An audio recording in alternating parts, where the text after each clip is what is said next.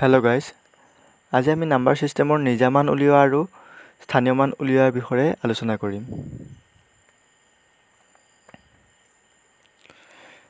এটা সংখ্যাৰ নিজা মান আৰু স্থানীয় মান কেনেকৈ উলিয়ায়? তলত দিয়া সংখ্যাটো চাই লোৱা। ইয়াত আমি 4ৰ নিজা মান আৰু স্থানীয় মান উলিয়াব লাগে। ইয়াত 4ৰ নিজা মান হৈছে 4, মানে আমি যিটো চকুৰে দেখা পাইছোঁ, যিটো অংক আমি দেখা পাইছোঁ, 4 মানে 4, তাৰ নিজা মানটো হৈছে 4। আৰু ইয়াৰ স্থানীয় মানটো উলিয়াবৰ কাৰণে কি কৰিব লাগিব? সেইটো আমি কিহৰ ঘৰত আছে, এককৰ ঘৰত আছে নে দশকৰ ঘৰত আছে নে শতকৰ ঘৰত আছে, সেইটো চাই ল'ব লাগিব। ইয়াত 4টো আছে শতকৰ ঘৰত, মানে তেতিয়াহ'লে আমি কি কৰিব লাগিব? 4ক 100ৰে পূৰণ কৰিব লাগিব। তেতিয়াহ'লে ইয়াৰ স্থানীয় মানটো কি হ'ব? 400।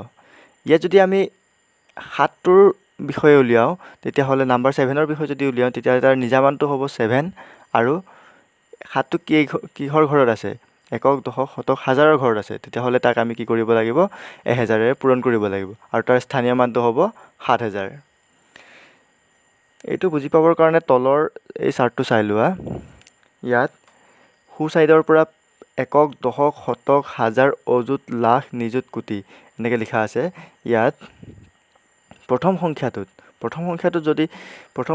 2 অংকটোৰ যদি আমি নিজা মান আৰু স্থানীয় মান উলিয়াবলৈ কোৱা হয়, তেতিয়াহ'লে নিজা মান হৈছে তাৰ 2, আৰু তাৰ স্থানীয় মান হৈছে হাজাৰৰ ঘৰত আছে। তেতিয়াহ'লে কিহেৰে পূৰণ কৰিবলৈ? 1000ৰে পূৰণ কৰি দিব লাগিব। তেতিয়াহ'লে 7000। এই চাৰ্টটো তোমালোকে মনত ৰাখিবা, যাতে এই লাইনটো একক, দশক, শতক, হাজাৰ, অযুত, লাখ, নিযুত, কোটি, এইটো এটা ক্ৰমত মনত ৰাখিবা সোঁ ছাইডৰ পৰা। এইটো মনত ৰাখিলে তোমালোকৰ স্থানীয় মান আৰু নিজা মান উলিওৱা সহজ হৈ যাব। এইটো মোক মনত ৰাখিব চেষ্টা কৰিবা। একক, দশক, শতক, হাজাৰ, অযুত, লাখ, নিযুত, কোটি, এনেকৈ সোঁ ছাইডৰ পৰা এইটো লিখি যাব লাগিব।